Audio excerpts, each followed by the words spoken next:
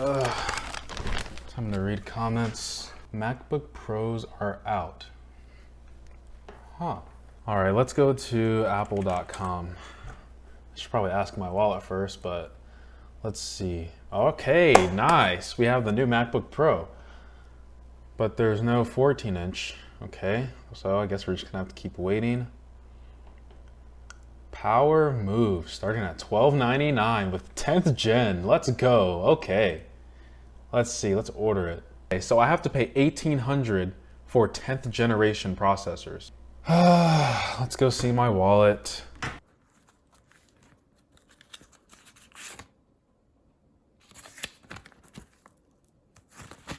Okay, so my stimulus check is gone, so I guess I'll just have to put it on the card. Man, Apple, you just love taking money from me.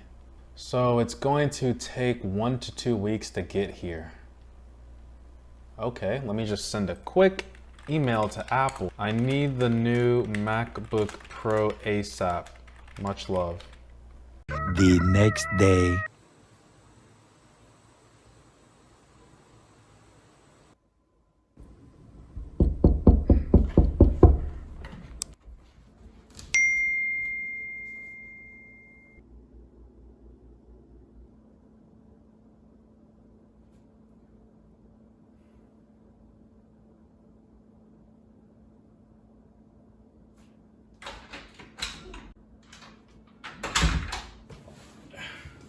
Surprised I got 2 packages.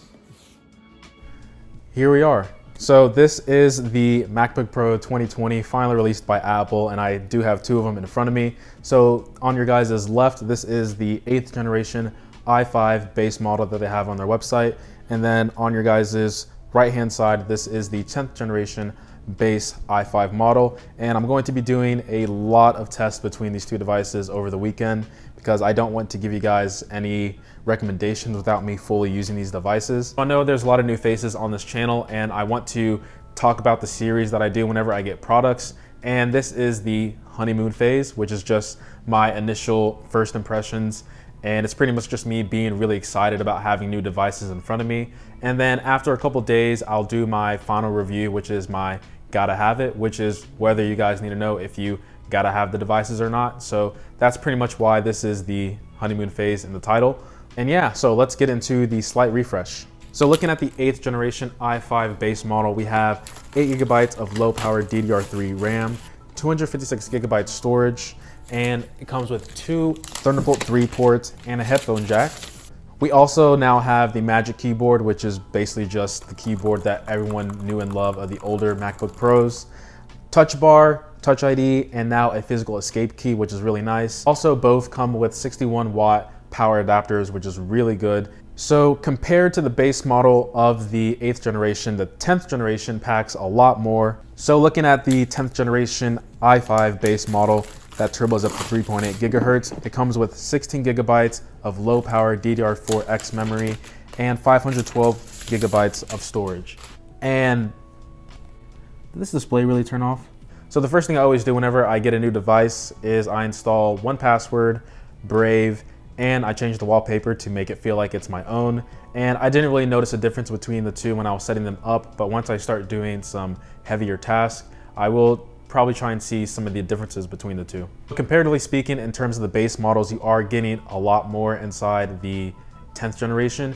You're getting double the storage, double the Thunderbolt 3 ports, you're getting double the RAM and faster RAM.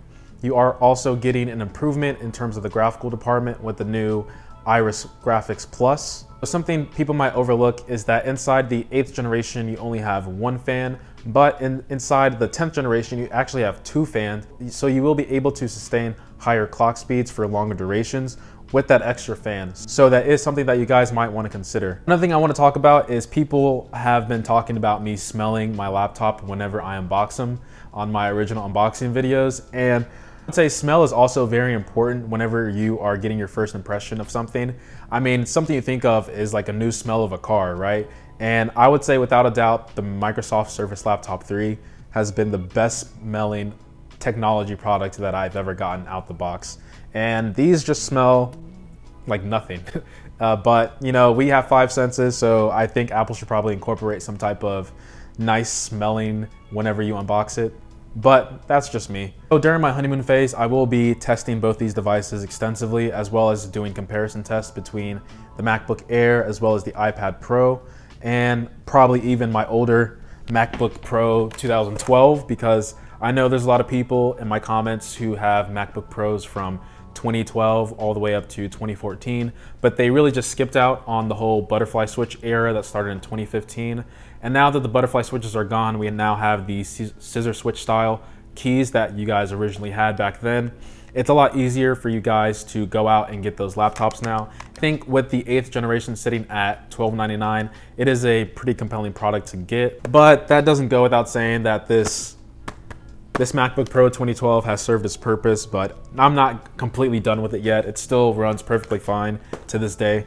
But yeah, I will be doing tests over the weekend. Please let me know down in the comments what you guys want me to do specifically, and I'll try and do that while I'm doing my testing over the weekend and next week. So one of the biggest things I'm going to do is Zoom testing, because apparently on the MacBook Air, a lot of my viewers have been saying that it's actually really bad whenever you start doing screen share on Zoom. So I'm going to be doing Zoom testing on both of these and let you guys know if it's better than the Air. And so that's gonna do it for me today, guys. If you did like the video, please make sure to subscribe if you wanna see the gotta have it after my honeymoon phase.